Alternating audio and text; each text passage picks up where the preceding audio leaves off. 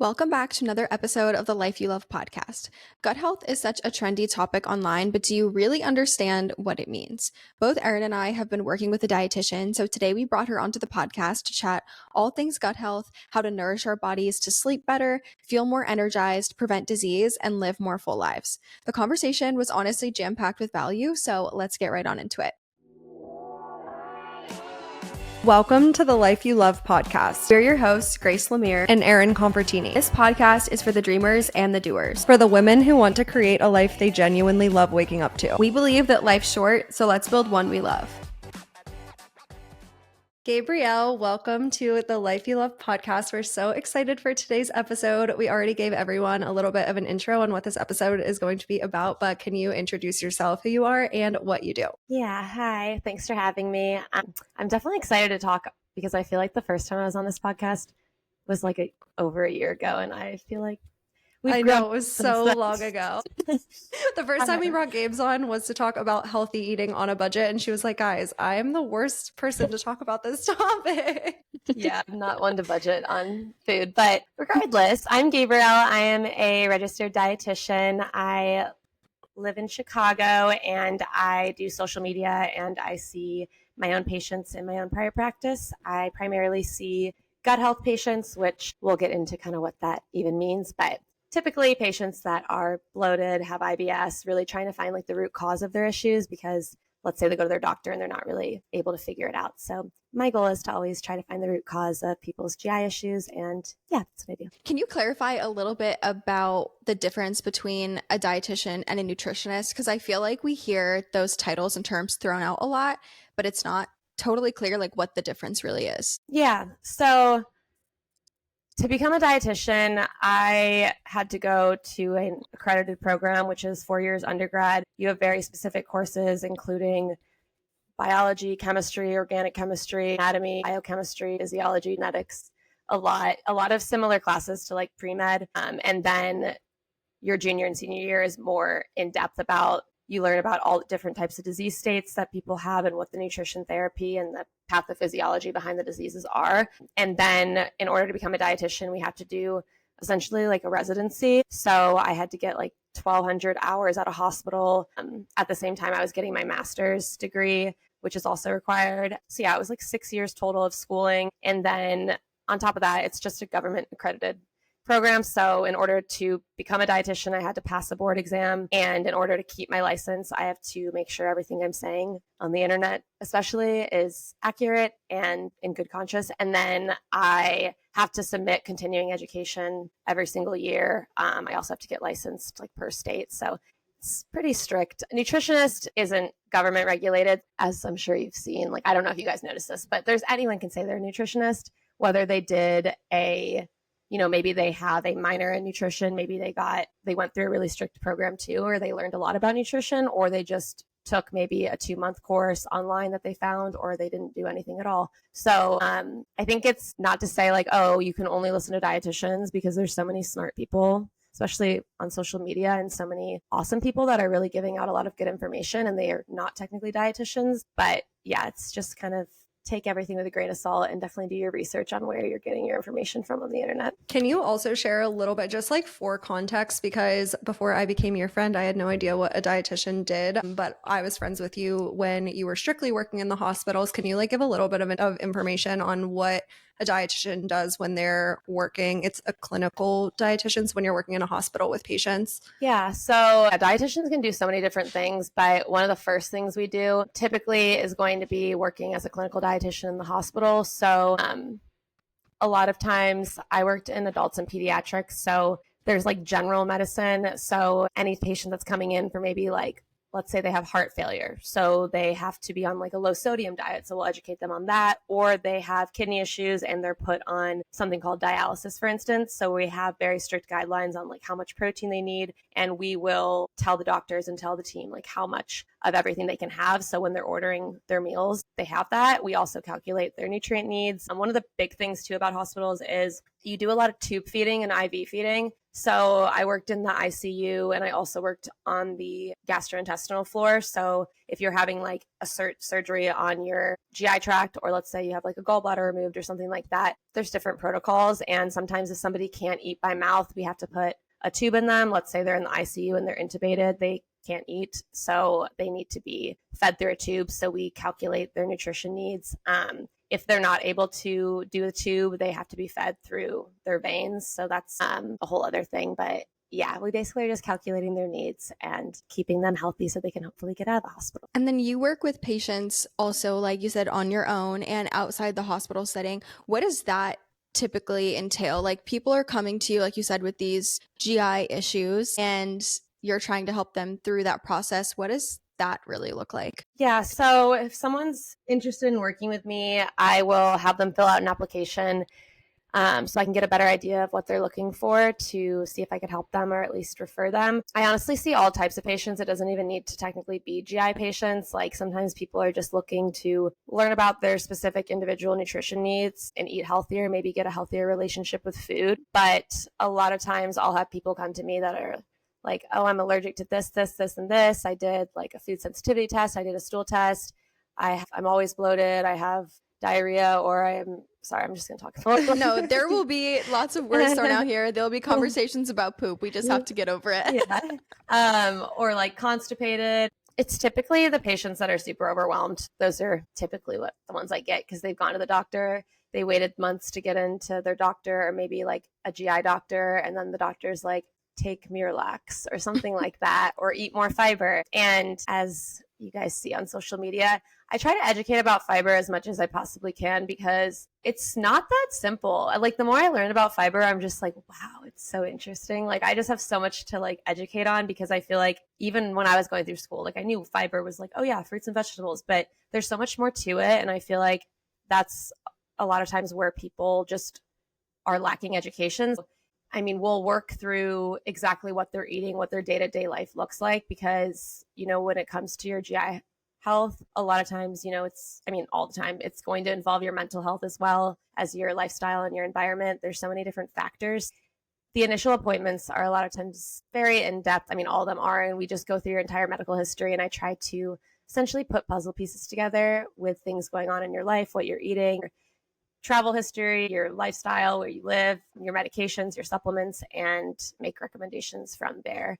Does that make sense? We definitely want to talk about fiber because you've been putting me on to not worrying about my fiber, but just like being more conscious about like how much fiber I'm eating, and I'm doing a lot better of a job at it. But before that, can you like break down at a super high level or get as in-depth as you want about it, but what gut health even means? Because I feel like that's the biggest buzzword on social media. And like, does anyone actually understand what the gut does for your body? Obviously you do, but like for the average person, we don't understand it. So yeah, can you talk about what it means, like what gut health means and the role that the gut plays on your body? Yeah. So I know it's annoying sometimes because I think like I love that everyone's interested in the gut, but I also feel like people are like, oh, this is good for your gut health. This is bad for your gut health. And it's so individualized. Like your gut is different than my gut and vice versa. Like for instance, if we're looking at like fermented foods, so sauerkraut, yogurt, kefir, kimchi, those are good for your gut health because they're filled with probiotics, which are good. But if you have something called SIBO, for instance, you have a bacterial imbalance in your gut. So those foods aren't good for you right now.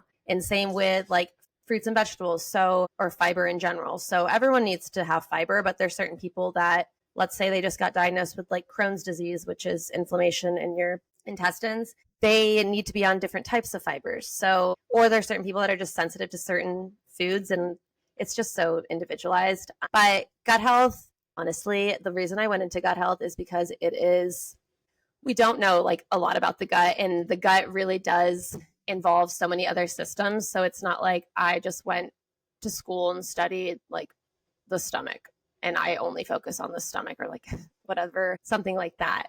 If you're studying the gut and you're working with a good provider, they're not going to just ask you about like fiber only and what you're eating. And you have to ask them about like their mental health, their immune health. Your immune system is in your gut. So a lot of times people, like if I work with, I never thought I was going to be working with like autoimmune conditions, honestly, when I first started, because I didn't really understand that. But a lot of autoimmune conditions like Hashimoto's can stem from different imbalances in our gut. So it is really a full body. Gut health involves like your entire body. So from head to toe, everything you're doing, your thoughts, your actions, your intake are going to impact your gut health. Gut health is the perfect balance of bacteria, and that can always be shifted. So like you can go travel somewhere and maybe you get food poisoning. That's going to impact your gut health, and it's not going to be the same as it was before. So your gut is always changing. So it's really important to just notice what symptoms, like what's going on with your body, so you can try to pinpoint if something changes. Because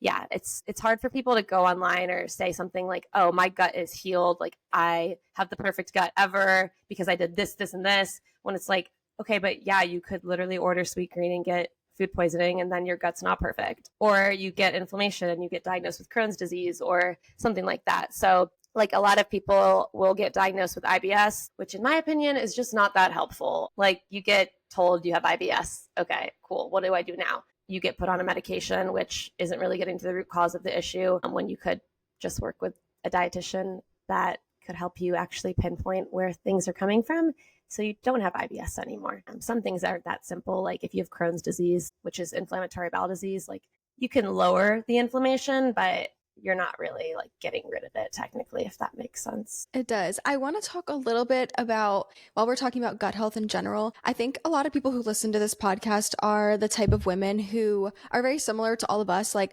we're busy, we're kind of like doing the most. Like we might not have the best control over our stress levels. And I know this is something that all of the doctors I've like ever worked with have told me, like nervous system regulation, like so many times over and over. And they say it impacts your gut health, and that could be connected to why a lot of people experience bloating and things. And also, as we're kind of having this conversation about social media and all of the things that are out there, I feel like we hear kind of these freaking TikTok shop ads that are for, there's no hate to this product, but it's for like the Nello Super Calm. And everyone will show like, oh yeah, I like drink this before bed and it like lowers my cortisol levels and my stress levels. And then like the second shot of them is like them not being bloated. First of all, that's ridiculous. You know what I mean? It's like them looking so bloated. And then the next day, like them being like totally like, six-pack abs. I'm like, please, like you're not fooling anyone. It's actually crazy. But I think there's so much, I know that stress impacts the gut, but I think we see a lot of things that kind of make it seem like there's this like quick fix, one supplement that's going to fix it. And also when I see these videos, I'm like, does anyone making these TikTok shop ads actually understand why stress impacts the gut? And so knowing that our audience is probably people who have a lot on their plate and might be stressed, can you talk a little bit about how stress impacts gut health and like the kind of the why, and like maybe some things that people can do to like lower their stress levels to help with their gut? Yeah, so that's another thing. If I'm working with someone right off the bat, my patients are going to learn about this, because obviously I'm not going to be like, oh, don't be stressed because you're a human being and like you're normal. Like everyone's going to stress out. You can't completely get rid of your stress, but your stress impacts all things related to your health. So if you're stressed, you're not sleeping as well. And you're also, if you're stressed all the time, that lowers your immune system. If you have a poor immune system, you're more likely to get impacted by, let's say, food poisoning or different things in the environment, like different allergies, for instance. The easiest way to think about it is something I always tell patients to do is try to at least sit down at mealtime and be in a rest and digest state when you eat. If we're looking at our nervous system, so like nervous system regulation, you have your sympathetic nervous system and your parasympathetic nervous system. I always remember it as sympathetic starts with an S, that's stress. So that's your fight or flight state. And then your parasympathetic nervous system is your rest and digest state. So as the name implies, when you're eating, you want to be in a rest and digest state, or else you're not going to digest your food as well. Even just doing like 5 deep breaths before a meal, and people think this isn't going to impact it because you're not, quote, stressed, but really having a lot of distractions like, oh, I'm working while I'm eating, I'm watching TV while I'm eating, I'm standing up while I'm eating. If you're doing all those things, your body's not going to be like, oh, I'm eating. It's just going to be like, oh, I'm working, oh, I'm running. like I'm watching TV. It's not going to trigger your body that you are digesting. So the act of chewing in and of itself stimulates digestion because it releases digestive enzymes in your mouth, which triggers more things for digestion. So if you're not chewing your food enough and you're just like eating super fast, your body's not going to get that signal. So you want to try to put yourself in an environment and tell your body you're eating and chew your food enough. And then the more you chew your food, I mean, like if you think about it, just it's more broken down. So that means your body's going to have less work to do. By the time the food gets to your small intestine, you have already broken down a lot of the food with your teeth. And now your body just has to kind of do the rest. So there's different digestive enzymes that are released throughout that whole process. You have to really think about things from a top-down process.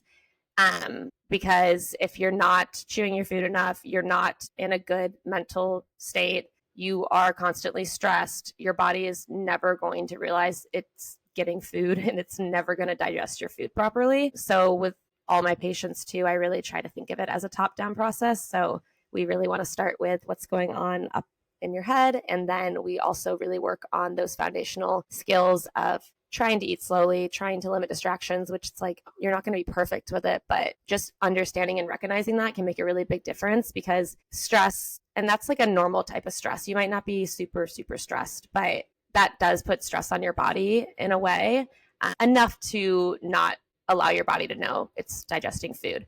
But then on the other end, there is like, okay, when you're actually super, super stressed, like you get the butterflies in your stomach, for instance, like if you're super nervous and uncomfortable, or you're just so stressed you're not hungry, your body is going to focus on surviving because it doesn't understand the difference between maybe like a breakup and you getting chased down by like a lion. Like it's not really going to understand like the difference in that capacity for digestion. So you really want to just try to just tell yourself you're safe. And I know it sounds silly, but it really does make a really big difference. No, it totally makes a big difference because this is one of the first things that you told me when we started working together. And for a little bit of context, Gabe's and I worked together in January, I think it was, to do some gut health testing. And you can even talk about like some of the things that you saw in my results, because I feel like I was in a situation where I didn't have like one super big problem that I was trying to solve, but I was like, some of the things that I was feeling, like fatigue or low energy or just different little things, like could probably be optimized. So I was like, let me just check on my gut health, and then Gabe's can like tell me what's going on and what I can improve on. But that was one of the big things that you told me, was to stop working while I'm eating and just like slow down and eat slower and chew my food.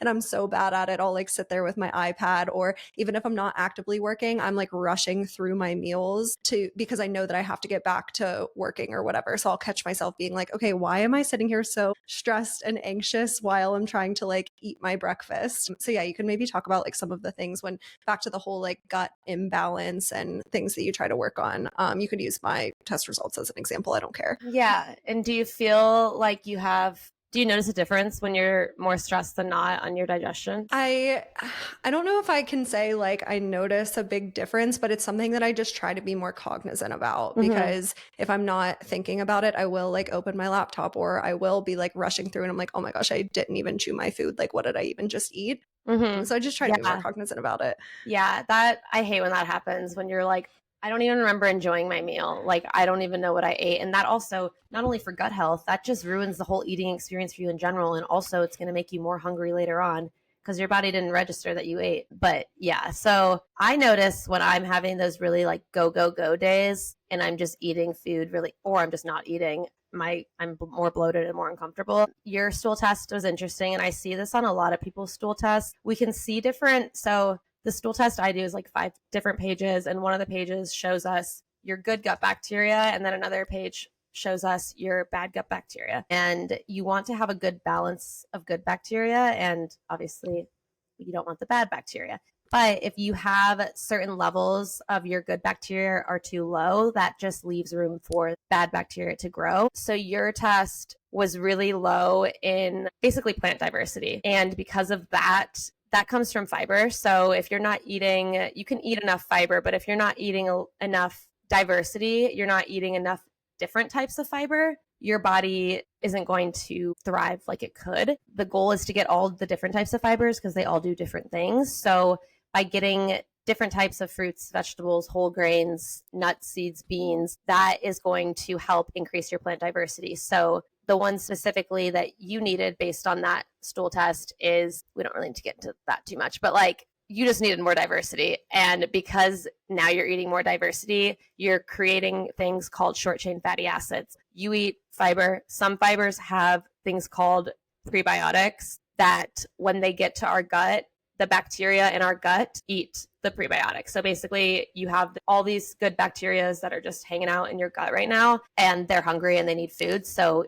eating fiber is going to be the food for your gut. And when you feed the bacteria in your stomach with fiber, those are going to create short chain fatty acids, and short chain fatty acids can help you with hormone metabolism, detoxification, your immune system, your metabolic health. It impacts your hunger hormones. It impacts even like with women that have like estrogen dominance, like thinking about how your body and how your liver are actually detoxing. A lot of times that's like all intertwined. So yeah, gut health is really complex, but eating more diversity is going to help your body function optimally in all areas, not just like, oh, you're having better bowel movements. You're going to have more energy. You're going to sleep better. You're going to have a better immune system.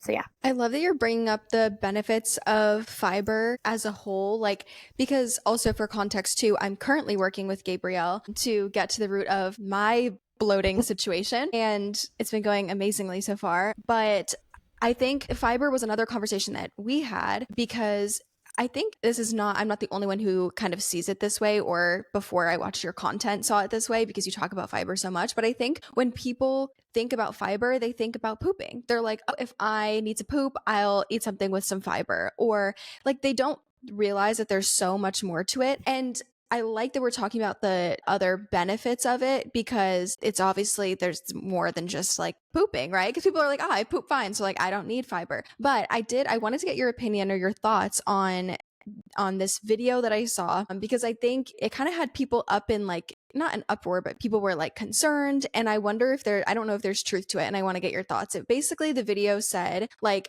young people aren't dying from lack of protein. They're dying from colon cancer. And like people need to be eating more fiber. And people were like, whoa, like what people were freaking out, right? Because it's kind of scary. Is there truth in that? And like, does your fiber consumption impact your risk of different like bowel diseases and cancers? Yeah, I mean, obviously that's oversimplified, but I think the message in and of itself is a pretty good one. Colon cancer is on the rise, and it's honestly really terrifying because it's younger people, like in their mid-20s. I don't think it's just because they're not eating enough fiber, but that's why it's hard to be like, oh, this is good for you, this is bad for you. It's like, it's everything. So you need to be eating enough fiber. You also need to not be eating a ton of processed packaged foods. You need to be drinking enough water. You need to be sleeping, because all of those things impact your immune system. If you're chronically stressed and you're not providing your body with, fibers coming from plant sources that have like vitamin, minerals, antioxidant, polyphenols, if you're not providing your body with those nutrients or not enough of them, and you're eating a lot of other things that aren't really doing much for you, then that can lower your immune systems. That on top of stress overall is just going to lower your immune system. If you don't sleep enough, your immune system's lower and your risk for developing disease increases. It also just weakens the lining of your gut. And if your immune system's not regulated, the lining of your gut can also be affected. And then that can increase your risk for getting different pathogens or getting different diseases. So yeah, I mean, fiber really does help. I feel like people really just don't realize, I mean, Americans are only getting, I'm hoping it's increasing, because like I feel like I'm not the only one like talking about fiber all the time. But like most Americans are getting like 10 to 15 grams of fiber per day, and the bare minimum for men is 38 grams per day, and for women is 25 grams per day. But we have studies on the benefits of like upwards towards 50 grams of fiber per day. I mean, I definitely have days higher than that. I don't think there's an upper dose for it. You just want to make sure you don't like give yourself pain. And that's why diversity is important too, because if you're eating the same types of fiber, like let's say you're eating like those mission tortillas, okay, they add fiber to those tortillas. If that's all you're eating, like, yeah, you probably won't feel amazing because you need other types of fiber. It's like hard to really set yourself up with just one. Like, and that doesn't mean like that's a bad thing. Like those mission tortillas are awesome, and same with other fiber supplements. But I think that's where people kind of get confused on like, oh, well, fiber gives me a stomach ache. Well, it's like, no, it's not giving you a stomach ache. I mean, it is, but you're not necessarily doing it right, which is like, okay, but that's why I want to help. That's what I want to help people with, so they can actually tolerate their fiber and make it happen. Yeah, I love that you're influencing people on eating more fiber, because I feel like there's a big misconception that if you eat a bunch of fiber, you're just like gassy all the time. Like I hear this from people. They'll be like, "Well, no, I'm not going to eat beans because then I'll just be like farting everywhere." And it doesn't work like that. Can you explain like why it doesn't work like that? Or like, 'cause Yeah. my response to it, and obviously coming from someone who doesn't have a degree and isn't very sciencey, but like my response to that is like, no, my body's used to eating like this amount of fiber every day, so I don't have like bad reactions to it. Yeah. If you don't know how much fiber you're eating, I would suggest you just track your food for a day and see where you're at. And like, if let's say you're getting like 15 grams of fiber per day, which honestly, like that happens, you don't want to just jump up to 25 or 38 grams of fiber. You want to just gradually increase it. And I always am like posting different resources for people to get access to with resources on like fiber sources, but you want to gradually increase your fiber. And you also want to make sure you're drinking enough water, because if you're eating more fiber, where's the fiber going to go if you're not drinking any water? Like it's just going to build up and feel uncomfortable. So you need to drink enough water, and you need to gradually do it, because if you do it all at once, your body's not going to react well. There's also like different types of fibers, which I talk about. So it really, all like fiber sources are going to have different types within them. But there is, for beans, for instance, those are really high in insoluble fiber. So insoluble fiber is definitely what soluble fiber can help kind of bulk stool up a little more. And then insoluble is what actually like pushes it out. So if you're just eating a ton of insoluble fiber, yeah, that can just make you go to the bathroom. Typically on fruits, vegetables, whole grains, the outside part, so like the skin and the seeds, are going to be the insoluble part. So if you're also trying to increase your fiber and you feel like you're not doing very well with it, I would suggest doing like cooked vegetables to break down the fiber a little more, peeling the vegetables to also lower the fiber a little more, and then getting rid of the seeds. So there's gentle ways to do it. You don't need to just like start eating a bunch of kale, which like honestly, kale's not even that high in fiber. I mean, it's fine, but like, yeah, you don't need to like eat raw veggies in order to get fiber. You can definitely do a lot of different things. You just have to kind of see where your body's at and then go from there. I feel like when it comes to this conversation of like quote unquote healthy eating, which I feel like healthy is such a subjective word and could mean so many different things, but I feel like when we talk about healthy eating and we hear about like plant diversity and increasing your fiber and all these things, it can be like so overwhelming, especially for, again, for the types of people that listen to this podcast that are like, I'm so busy and I'm already making decisions about a million things, and this is like, oh my gosh, this is, you know, now another thing I have to think about. And I want to leave like listeners with some like tactical things that they can implement, you know, like really easily. And I want you to talk about this more. But when we started working together, and you share this on your social media too, you had told me to just start tracking my plant sources. And I don't think you knew this when you told me. And I know you gave Erin like the same advice, but you told me to aim for 50. Anytime, for whatever reason, things are framed in sort of like a personal challenge or like a game, I am there. Like I will follow through with it and do it. I don't know why, but it's just like a game to me. And so making that list in my first week, I got right around 30, and it was so motivating to see. And it also, like, writing it down made me think about like, it just, as someone who has struggled with restricting my own eating too much and kind of going off the deep end, I felt like it was such a good framework that not only motivated me to actually follow through with it and track, but to also look at what I'm eating in a way that felt neutral. It wasn't like, you know, this food is bad and this food is good. It was like, what can I add? Like, I want to eat pancakes. Is that the most nutrient dense thing that's going to help me poop and feel energized and do all these things? No, it's not. What can I add? I can put chia and hemp and blueberries and whatever. And so now I've got like a whole collection of nuts and seeds in my like pantry, and it's really easy to add them on. And like, it's genuinely made an impact. And so I love that as something that people can do. Do you have like, I guess, like, first of all, why do you recommend that? Do people need to get to 50, or what should they aim for?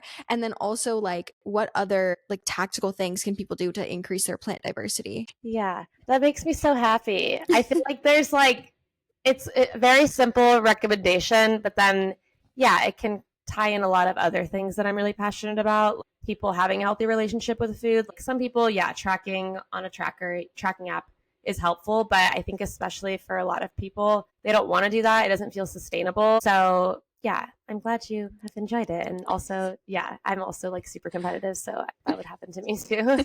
But yeah, the recommendation would be a couple things. Add to your plate and don't restrict, kind of like what you said. So that goes for everything. Like you really don't need to think about like, oh, I can't have that. You just want to think about, okay, well, is there anything nutritious I can add to this? Because ultimately that might make you eat less of the, I don't want to say bad, but it'll help you have a more balanced meal where you're going to feel more satisfied. So adding more like protein, adding more fiber. And then for the plant challenge, I just wanted people to start writing down every plant source they're eating, because that ultimately is going to be every fiber source they're eating. And it's going to help them learn where fiber is coming from, because I think the hardest thing, like you could track all day long, but like if you're not actually learning where your fiber sources are coming from, and then you move to protein and then you move to fats, that's the easiest way to learn nutrition and understand it. And it's the most sustainable way. If I didn't have this education, like I don't even know what I would be doing, because that's just the framework of everything, just understanding where the sources are coming from. So I say 50 because there's research on getting different, I think like 30 to 50 different plant sources and how that can impact, lower your risk of disease. Ultimately, it's coming down to the fact that you're eating enough fiber, hopefully when you're getting 50, because 50 is hard, eating enough fiber, and you're also getting all the colors of the rainbow. So you are getting all the antioxidants, all the polyphenols, all the vitamins and minerals you need. Obviously, we also want you to be eating like healthy fats and protein, but from a plant standpoint and a fiber standpoint, that's going to help.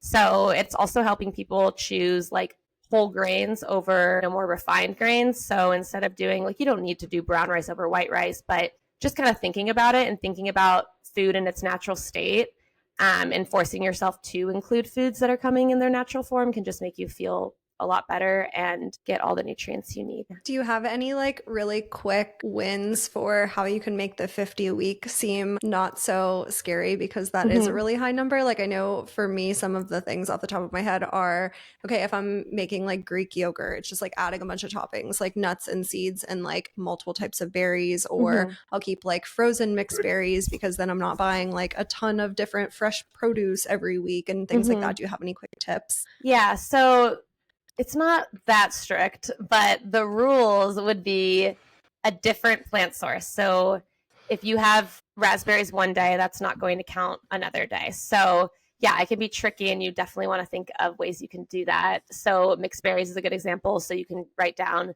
blackberries, raspberries, strawberries, blueberries. That's already 4. And then like Grace said, you have pantry staples. So I always have beans in my pantry. I always have different nuts and seeds. So I have garbanzo beans, so chickpeas. I have black beans. Sometimes I'll buy like the trio bean. So you can do like kidney beans, great northern beans. Like, yeah, those are all different beans. So buying like a mix can be good. And then I always have chia seeds, hemp seeds, like flax seeds, almonds, cashews, pumpkin seeds. So buying like mixed nuts, you can count all the nuts that are in that. You could do like pumpkin seeds, sunflower seeds. Those are things that like I don't remember when I bought my bag of chia seeds, because you don't really need, like the serving size says like 3 tablespoons. You don't need to do 3 tablespoons. Like I just do, it depends, but like I'll just do a tablespoon. And then smoothies are also a really good way to do it. So you can include all the nuts and seeds, the fruits, the vegetables that way. I also like to do, honestly, I've been buying a lot of salad kits, which probably isn't that like cost effective, but it's like, I don't really know. I think it's better for my time management. So you get a bunch of different veggies that way. And then I'll always have like frozen veggies on hand. So I have like carrots, peas, I have edamame, which is a really good fiber source. I have corn, and then I like will add a lot of frozen veggies to my rice, or to my, like this week I'm eating like tacos. So I'm making like a slaw out of the salad kit, and then I have like pineapple, black beans, corn, avocado, and then salsa. So like just trying to doing things like that, and like stacking things. Like soup's also a really easy way. Salads, just thinking of like, okay, I'm looking at my plate. What could I add to it that is a plant source? If you can't think of it, like maybe write it down and then go. I mean, if you don't have it, maybe write it down and then go to the store and get it. But yeah, it doesn't need to be like perfect. I think it's just the goal is 50, but if you get to 30, that's still awesome though. Yeah. There's a creator on social media. I need to remember who she is because I want to like fully credit her. And if y'all know, like comment it in Spotify and we'll like publish the comment because I cannot remember off the top of my head. And I know some people have been like taking this line from her and kind of it's I think trying to like make it their own or something. I don't know. But she doesn't get credited enough. So I hate that I can't remember her name in the moment right now. But she basically says, have what you want, add what you need. And I love that. Like she'll look at her plate and be like, you know what? I'm really craving XYZ thing, but I also know that I need nutrients or I need a protein source or whatever, or this doesn't have a lot of fiber. And that is such a good framework. But on the plant diversity challenge thing too, what's really been helping me is having certain things prepped in my fridge, even if it's just like, well, I'm on an additional diet at the moment with Gabrielle, so there's certain things that I can't eat right now. So we're doing our best with the plant challenge and with the limited foods that I can eat, but I'll try to prep things. So like when I could eat onions, I would cut like half an onion and just have it cut up in my fridge, or like just having stuff like at the ready to use in my fridge. So then when I'm like cooking eggs in the morning, I'm like, oh, let me just add some onions in or some mushrooms in that I already have cut because they're there. But having a bunch of different like nuts and seeds, and I can't wait till I can have more like dried fruit because I feel like that's also just like a really like a piece of dried mango or some like little cranberries or like little things like that to be able to put onto your salads and whatnot. And the mixed salad bags have been, you best believe when I have like a serving of like the mixed salad, I'm like, yep, there's kale, cabbage. I'm writing down every single grain that's in there. I'm counting them all, even if it was like these little pieces of kale. I'm like, it's in there. Yeah. No, that's literally it. That's literally it. It's in there. Need to be that strict. Yeah. I don't know. I think it's just a good, some of those like pantry staple things that don't really expire super fast and stuff that's frozen and is easy to do. Or like I bought a mixed bag of peppers. So I'm like, okay, there's like 3 different color peppers that are all in there, but it's like I didn't have to buy all of them separate. It's just a frozen mixed bag, you know? Or even at Trader Joe's, they have cauliflower rice. It's just cut up cauliflower. That's all it is, cauliflower. And then it's like a bunch of other veggies in it. There you go. Boom. Yeah. Like there's a bunch in there and it tastes like rice. And I also like to mix in when I cook rice, I mix in quinoa with it, like cooked quinoa. So then I'm getting 2 right there. Yeah, like, and you don't need to eat. Our one friend bought quinoa, and I was like, "Do you know what you're doing with that?" Because she was like, "No," and she made it like rice, and I don't know, maybe people like it, but quinoa tastes like crap if you just eat it like rice and you don't cook it right. It's like it holds water too much. It's I don't know, not great. So I like to sprinkle it in salads or things like you said because it's there, it's giving you nutrients, but it's never going to taste like a spoonful of like rice. The texture's weird to me when I eat it. Like I wouldn't eat like a spoonful of quinoa. I think it's a little like, but that's why I like to mix it in the rice because I do like the taste. It just, I don't want a bowl of like the little beads basically. Like, so yeah, that's smart to put it on salad. So I would have never actually thought to do that. Yeah, my mom like mixed it in with rice, or to my friend that bought quinoa and she was like, what do I do with this giant bag of quinoa? I was like, well, you could make like those protein balls where you could just get oats. Oats counts as a plant source. Mixed quinoa, you could do like dates, a nut butter. I mean, that can count, like it's fine. Things like that. And yeah, you can do it with your friends and write it in your notes app. Erin and my friend always text me their plant list and it just makes my day. And like other people now are sending me DMs of their plant list. And I'm just like, it just makes me so excited. And it's just fun. Yes, we love that you're the plant influencer. It makes me so happy. And we are running out of time. So can you tell people where they can find you and how they can learn more? Because if you're not following Gabe's on socials, you definitely need to be because she is so smart and posts so much good information over there. So yeah, tell people where they can find you. Thank you. Yeah, I'm on Instagram, TikTok, YouTube at dietitian.gabrielle.